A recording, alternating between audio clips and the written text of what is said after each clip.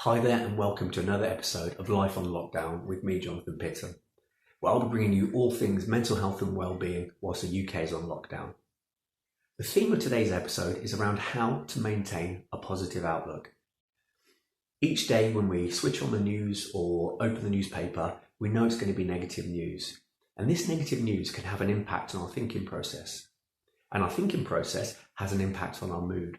So negative thoughts create negative mood. Negative mood can create more negative thoughts until we find ourselves in a spiral that ends up with us in a seriously low mood. So what can we do about this? Well, Hamlet famously said, "No thing is either good or bad, but thinking makes it so." And whilst I probably disagree a little bit, because I think certain situations are objectively or can be objectively very challenging, you might have been hitting on something, because how we think about a situation determines how we will act in a situation. So I'd like to introduce you to a technique called reframing. This is something that many of you might have come across before, but reframing is simply choosing a different way of looking at a situation. It's changing the lens you view it through, changing it to a lens that empowers you rather than disempowers you. I'll give you a few examples. Think about the person who gets up at 6 a.m. each morning and drags themselves to the gym for a workout.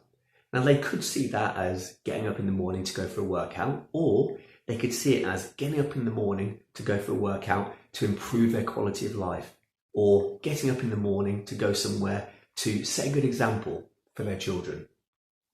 Think about an athlete, the athlete that goes and runs 10 miles every day. You could think of it as going and running 10 miles every day, or you could think of it as getting up each day and giving yourself an advantage over your competitors.